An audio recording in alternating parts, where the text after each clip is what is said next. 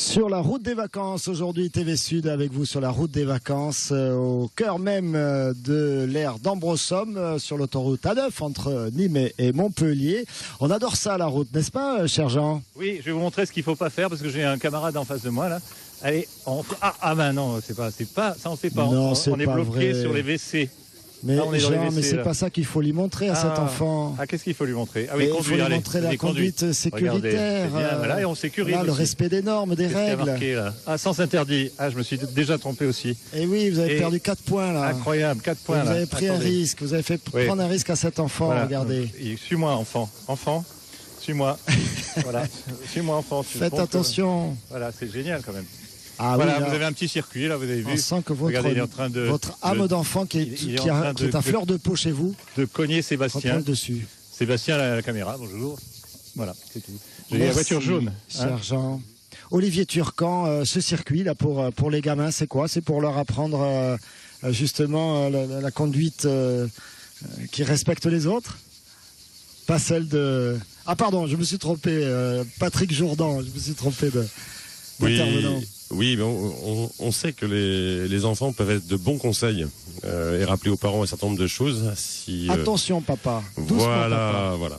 Et donc on compte beaucoup sur ce circuit, bien sûr, pour apprendre aux enfants un certain nombre de réactions de sécurité dès le plus jeune âge, mais aussi pour savoir aussi de temps en temps rappeler ce qu'ils ont appris dans la voiture. Voilà, il y a un but un peu double.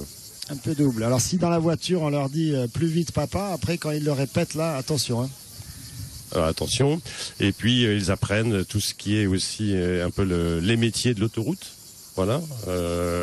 On a ici des voitures qui sont des voitures de clients, mais des voitures aussi des petits patrouilleurs.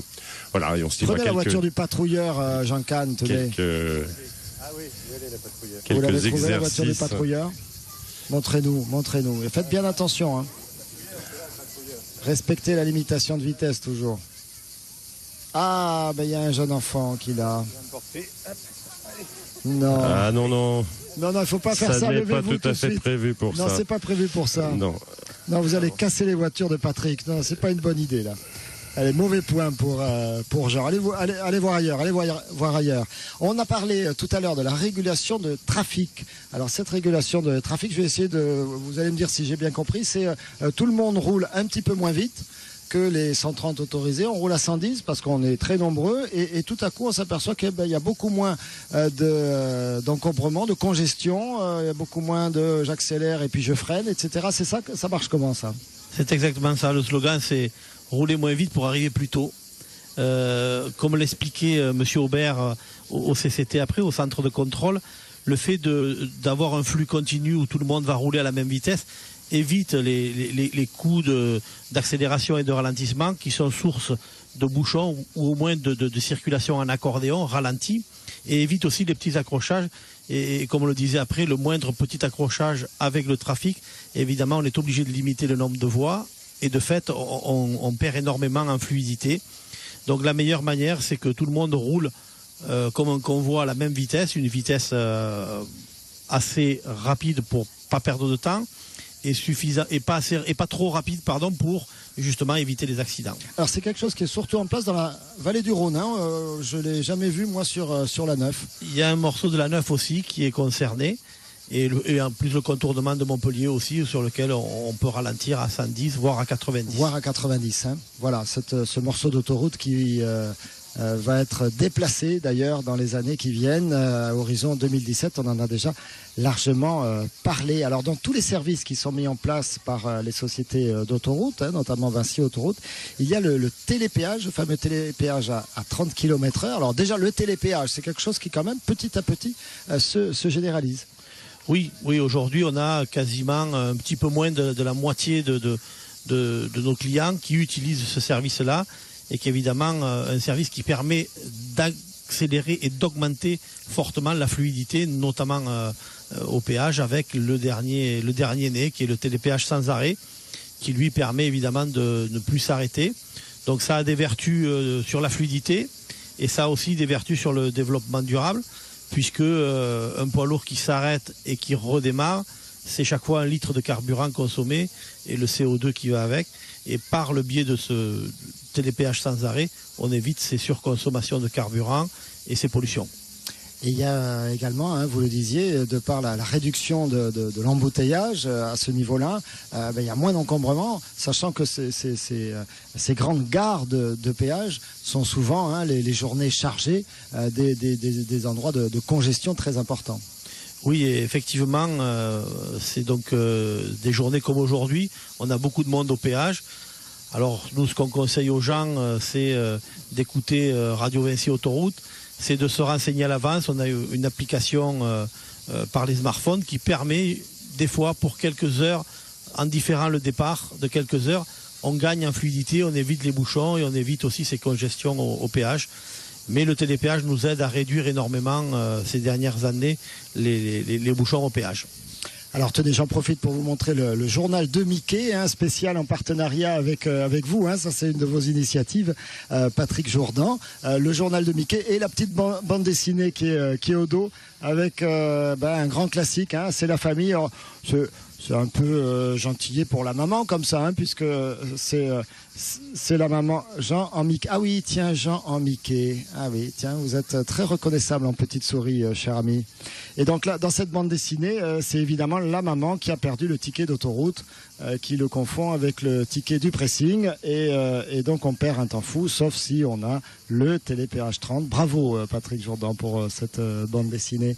Alors dans les services, hein, que vous apportez à votre clientèle, il y a également de plus en plus de services mobiles, hein, l'application Vinci 30, c'est comme ça que vous l'appelez? Non, l'application Vinci Autoroute. L'application Vinci Autoroute, je ne sais pas pourquoi j'ai rajouté un... Ah oui, parce que j'ai fait télépéage 30, donc voilà, tout est à 30. Voilà, vous étiez à 30 km. J'étais à 30 km, j'étais calé à 30 km/h. L'application Vinci Autoroute, elle est présentée d'ailleurs ici sur les étapes estivales. On va aller voir quelques panneaux avec l'ami Jean Cannes, s'il fait pas la sieste. Et oui, il est retourné voir l'hôtesse au jus de pomme là-bas. Bon, enfin bon, regardez, on l'a en image. En quoi ça consiste cette application? Qu'est-ce qu'elle apporte? Eh bien, nos clients sont très friands des grands panneaux lumineux d'information qu'on a au-dessus de la chaussée. Et si on les écoutait, on aurait un panneau lumineux tous les 500 mètres. Alors, l'idée a été de se dire, eh bien, autant qu'ils aient ce fameux panneau dans leur voiture en permanence avec eux. L'application, elle permet évidemment d'avoir toutes les informations sur le trafic du trajet prévu. Elle permet aussi d'avoir une cartographie assez précise de l'autoroute, de ses aires, de ses gares, de ses sorties.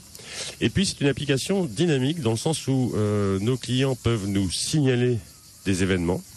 Et ça peut accélérer encore effectivement la prise de conscience d'un certain nombre de choses et on va dire favoriser des interventions plus rapides. Ils peuvent aussi noter nos aires, ils peuvent aussi nous signaler des problèmes de qualité qu'ils ont pu rencontrer. Et enfin, une fonctionnalité qui est assez appréciée, qui est celle de la borne orange virtuelle. Grosso modo, grâce au GPS, on peut à tout instant savoir où se trouve le client en difficulté. Et donc, il n'a plus besoin d'aller jusqu'à une borne orange à partir du moment où il est en panne sur le bas-côté. Et on peut donc intervenir, savoir exactement où il se trouve et intervenir directement. Ça ne l'empêche pas de se mettre, lui et sa famille, en sécurité derrière la glissière. Hein. On ne va pas jusqu'à la borne orange, mais on respecte tout le reste de la procédure. Toute la dimension de la sécurité, on sait à quel point c'est important. Vous nous dites un mot également du 3605. Le 3605 est un centre d'appel qui est animé par du personnel de l'autoroute, qui fonctionne 24 heures sur 24, 7 jours sur 7, et qui est là pour répondre à toute question, oserais-je dire. Qu'elle soit du domaine du trafic, qu'elle soit du domaine de prévision météo, qu'elle soit des tarifs ou de tout autre type de soucis ou de besoin d'assistance, on peut joindre le 3605 qui, lui, saura diriger l'appel vers les équipes. Si on a l'application, qu'on écoute la radio Vinci Auto 107.7, mais qu'on se pose encore quand même des questions, eh bien on peut faire le 3605. Voilà, c'est comme si vous aviez un homme en jaune assis à l'arrière de la voiture. Voilà, on est à peu près arrivé à ça. Les hommes en jaune, on va en parler dans un instant. On a Jean Cannes qui est en jaune. Oui. Hein, il s'est mis au diapason. Et qu'est-ce que vous faites, cher Jean? Je suis en train de lui mettre l'application sur son mobile. Quelque chose, mobile. Hein, bonjour. Bonjour. Vous allez d'où? Je viens de Saint-Tropez. Saint-Tropez, je viens de Saint-Tropez. Et vous allez à? On va à Perpignan. Perpignan. On rentre fini les vacances? Fini les vacances. Et c'est bien ce lieu, ça vous plaît? Ça va, c'est pas mal. Vous êtes avec la petite qui... D'ailleurs, c'est l'iPhone de la petite. Hein? Je le donne, il y a l'application dedans. Tu appuies et tu peux nous voir. Ah non, tu ne nous vois pas là. Elle n'est pas petite, elle est grande. Oui, c'est juste qu'elle était allongée. Oui, oui, profitez voir, je des vais grands profiter. coussins rouges. Oui. Profitez, Ah oui. profitez. Ah oui, je vais profiter. Et ne quittez pas votre gilet rouge, jaune. Ah oui. Elle est en sécurité maintenant. Elle est en sécurité. Elle a son copain ou son mari quand même avec elle. Ah bon. Ah, je vous croyais.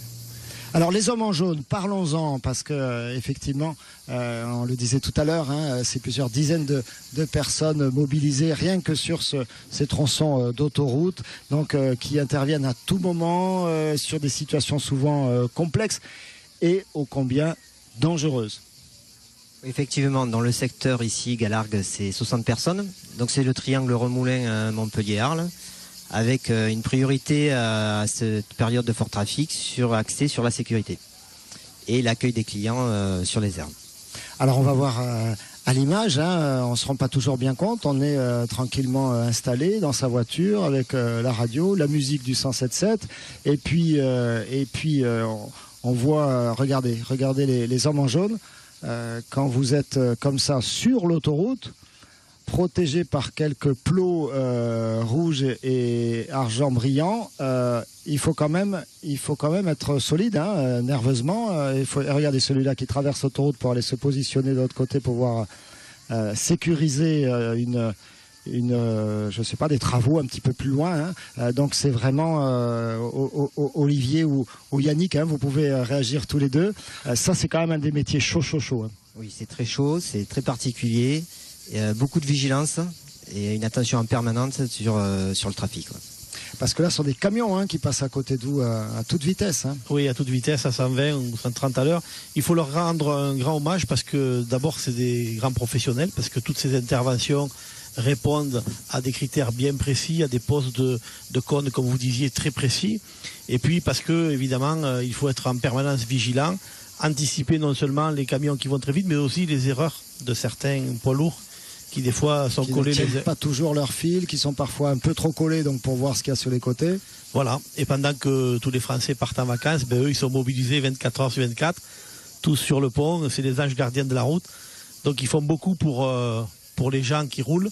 Donc il faut que les gens qui roulent aussi pensent beaucoup à eux et fassent très attention dès qu'il y a un panneau. Parce que c'est leur job, mais c'est un job ô combien risqué. Voilà, c'est leur vie avant tout. C'est leur vie avant tout, effectivement. Alors, juste une question, parce que j'avoue être assez sensible à ces histoires de vitesse. Dès qu'il y a ces plots, la vitesse est réduite. Alors 110 quand il reste deux fils, 90 parfois quand il n'en reste qu'une. Malheureusement, on est obligé de constater qu'encore beaucoup trop de conducteurs ne respectent pas cette fameuse limitation de vitesse. Je ne sais pas pourquoi. Ils n'ont pas encore compris que si c'est 110, c'est 110. C'est parce qu'il y a un vrai enjeu de sécurité. Oui, on a souvent l'impression que une zone de chantier, une zone de travaux de quelques kilomètres, ça dépasse jamais 6 km. Et 6 km, c'est déjà très exceptionnel.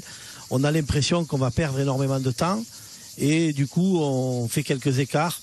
Sauf que, en fait, 6 km, si on baisse de 20 km, par exemple, oui, l'impact sur le temps de trajet est très réduit. Voilà, c'est 1 minute. Et à côté de ça, c'est d'abord sa propre sécurité, parce qu'évidemment, quand on met ces plots-là, les voies sont réduites. Donc, le moindre petit écart peut être fatal. Et puis, la sécurité des gens qui y travaillent. Et voilà, je demande à tous les gens qui roulent de vraiment faire attention dès qu'il y a un panneau, dès qu'il y a une signalétique, un homme en jaune derrière. Respectant les limitations. Allez, cher Jean, lui, c'est un homme très respectueux de tout. Oui, vous êtes avec des vacanciers, des clients. Oui, je me suis mis en jaune. Je rends hommage aux hommes en jaune et j'ai trouvé une femme en jaune. C'est quand même, faut le faire. Elle est bretonne, c'est ça? Oui, bonjour. Elle revient de... Elle va de Bretagne, effectivement, mais on revient d'Essonne aussi, parce qu'on habite en Essonne et de Bretigny-sur-Orge où il y a eu l'accident. Heureusement, nous, on n'y était pas. On s'est arrêté à Montélimar. On était à Montélimar pour la journée hier. On a bien profité de la piscine chez des amis. Et puis là, on va vers Sète. Ouais. Donc on est tout content. Et on a fait du tir à l'arc et c'était sympa, sauf que le tir à l'arc, il est dur à tenir. Ouais, oui, c'est moi super. Moi aussi, je suis dur à tenir. Et un hommage donc à votre ville. Eh bah oui, heureusement, nous on n'était pas là pour cette catastrophe. Ouais. Mon ami en plus revient de Paris tous les jours. Il aurait dû prendre le RER qui est derrière le train. On a eu 5 coups de fil. Et voilà, tout le monde nous a appelé pour savoir si ça allait. Bah nous, on est bien au soleil. On pense à eux. Voilà. Les hommes et les femmes en jaune. Pensez à eux. Merci beaucoup et j'imagine également beaucoup de solidarité entre tous ces professionnels du transport. Patrick Jourdan avec cette catastrophe hier sur le réseau SNCF, là avec des victimes du côté effectivement de Brétigny ou à Brétigny-sur-Orge dans la région parisienne. Allez, on va marquer une courte pause, on se retrouve pour un dernier tour de piste sur cette route des vacances. À tout de suite.